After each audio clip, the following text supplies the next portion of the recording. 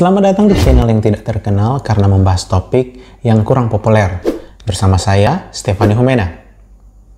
Pada video ini saya akan memberikan penjelasan yang lebih mendetail mengenai objek dalam kalimat.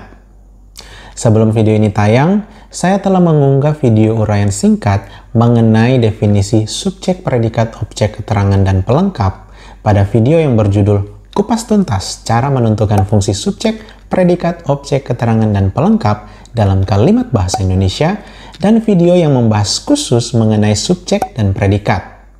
Bagi Anda yang belum menonton video tersebut, saya menyarankan untuk menonton terlebih dahulu ketiga video tersebut agar dapat memahami penjelasan mengenai objek pada video ini dengan lebih mudah.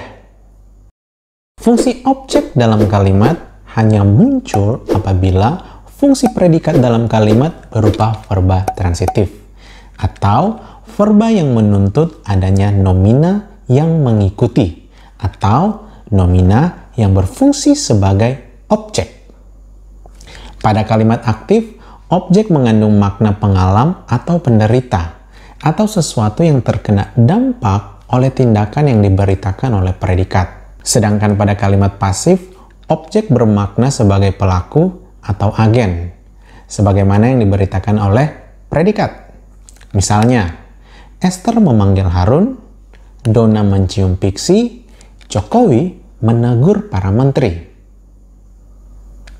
Nah, ketiga kalimat tersebut merupakan kalimat aktif transitif atau kalimat yang memperlihatkan fungsi subjek sebagai pelaku dan objek sebagai unsur kalimat yang terkena perbuatan dari subjek, sebagaimana diberitakan oleh predikat. Kalimat pertama memiliki objek Harun sebagai unsur yang terkena perbuatan dari subjek Esther, sebagaimana yang diberitakan oleh predikat memanggil. Begitu juga dengan kalimat yang kedua, terdapat objek Pixie sebagai unsur kalimat yang dikenai perbuatan subjek sesuai yang diberitakan oleh predikat mencium. Hal yang sama juga diperlihatkan pada kalimat yang ketiga, yang menempatkan frase nominal para menteri sebagai objek atau unsur kalimat yang bermakna sebagai penderita. Oleh karena aksi subjek presiden yang digambarkan oleh predikat menegur.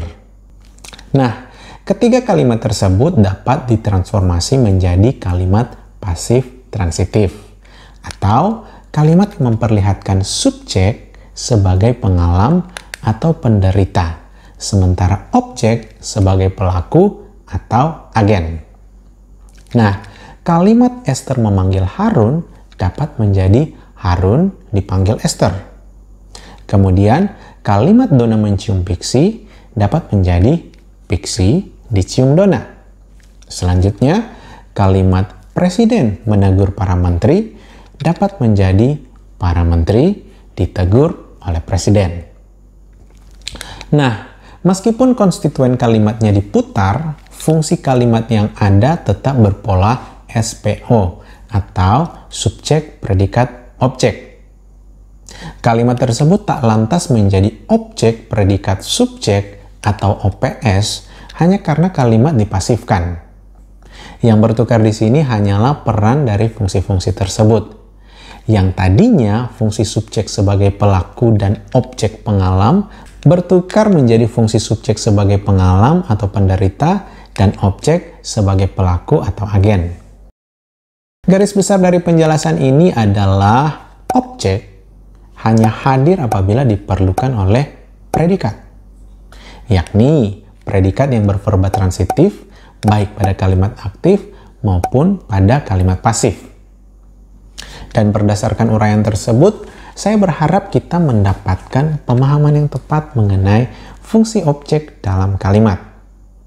Namun demikian, jika Anda menemukan sesuatu yang perlu dikoreksi, kolom komentar saya sangat terbuka untuk berbagai jenis masukan, kritikan, dan koreksi. Dan seperti biasa, jangan lupa like, share, komen, serta subscribe channel ini. Fani di sini, dan kita berjumpa lagi pada video-video saya yang selanjutnya.